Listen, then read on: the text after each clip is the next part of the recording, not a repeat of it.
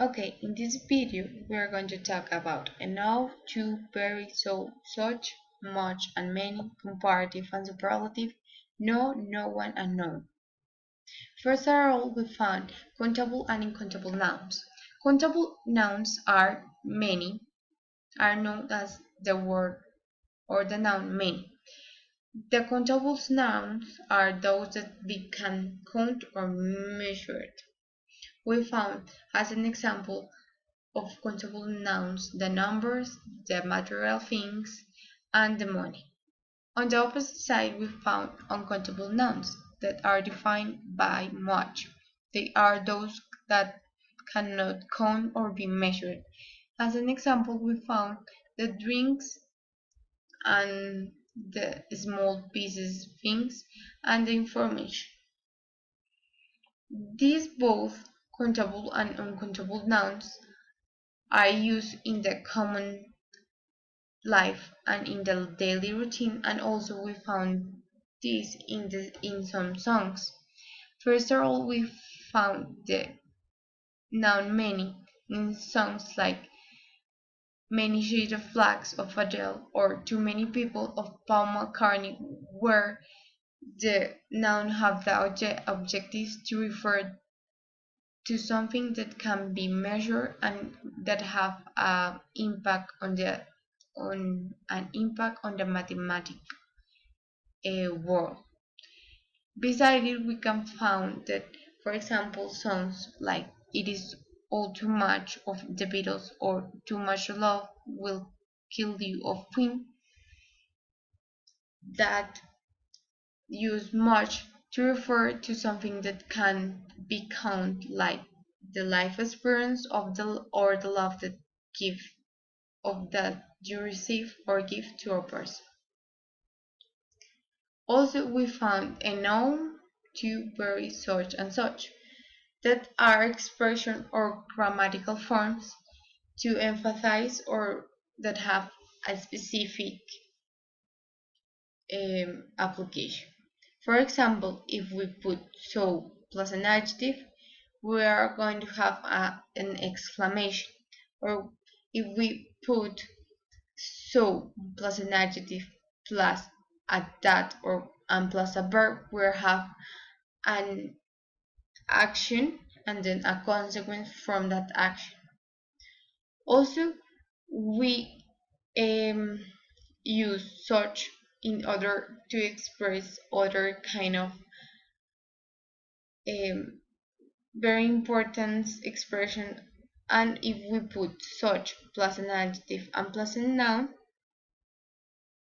it is going to sound that you are referring to something in a specific. Also, we found that a no is always the way to refer to the amount of things that we have or found. And we know that a no can be used in so many ways of grammatical structure. Also, we found that very is used to refer to many objects or many feelings, or is used to refer to an amount, and to is used to make a relation of equality or signification, because you can say I like playing football too as you. Also, we found no, no one, and no, that they are indefinitive pronouns that have the same meaning, except no, that is the opposite of an affirmation way. No one and none have the same meaning but are used in different cases of sentences. When you refer to no one, is that there where you are in the moment in the simple present, There is no person in a specific you would refer. And known is when you refer to that. First of all, it is not a person, and second of all, it is an object, and third of all, it can be in the moment or it already happened in the past. As another idea, we found that these typical words, we find it in typical songs like "No" of my grand trainer that always use the opposite of a affirmation sign to refer to a feeling, and in the song of Alicia Keys of No One, when she refers that no one is there with her. And for example, if the song of Alicia Keys will be or will be known, it will refer that anybody and any kind of object will be there in the room or there where she is. Also, we found superlative that are, and there are two big types of superlative: the relative superlative and the absolute superlative. What is the main difference in this one is that the relative superlative gives the context of some large group, and in the absolute superlative, the noun isn't in a context of a large group. What I'm referring to, that in relative superlative, for example, you say John is the smarter boy in the class, and in the absolute superlative, you will say John is very smart. What is referring what is referring this, and what is the main difference that we can see this, that in the relative they are giving you all the context clues and all the situation, but in the absolutes they are only giving you a characteristic of the person that you are going to talk about it. In addition, the relative superlatives is forming by using the word most or the ending est, and the absolute superlative is formed by adjectives that have three possibility forms.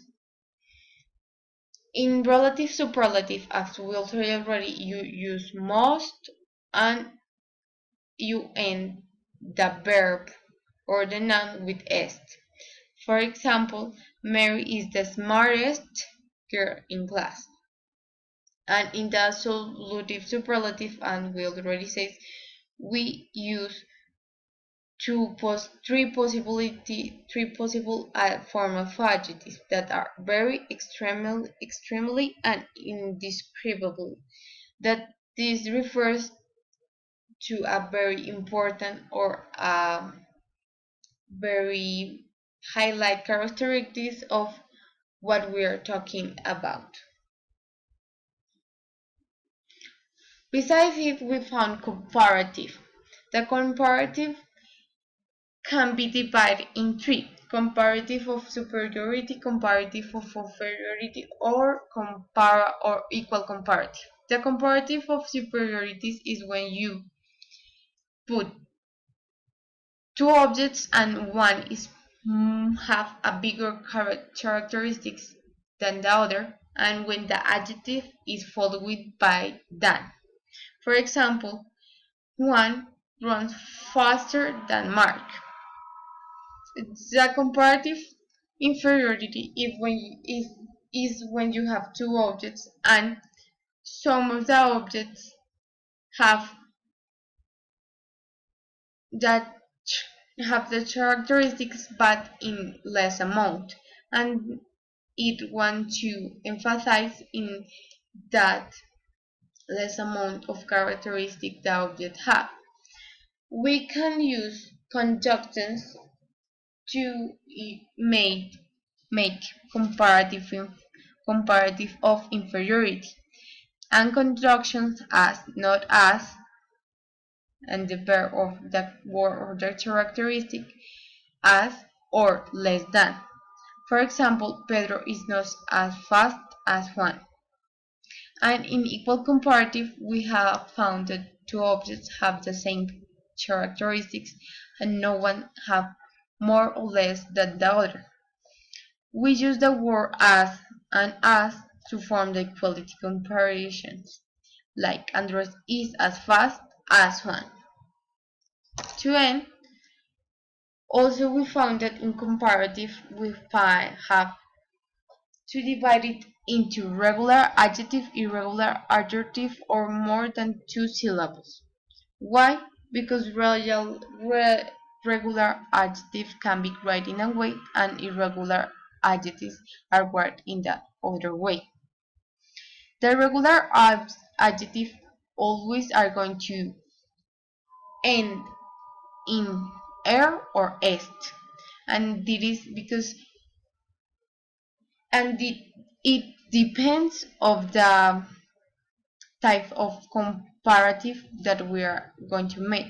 But in irregular adjective, we found that for each root word or verb, there are different kinds of words to use in a in a comparative of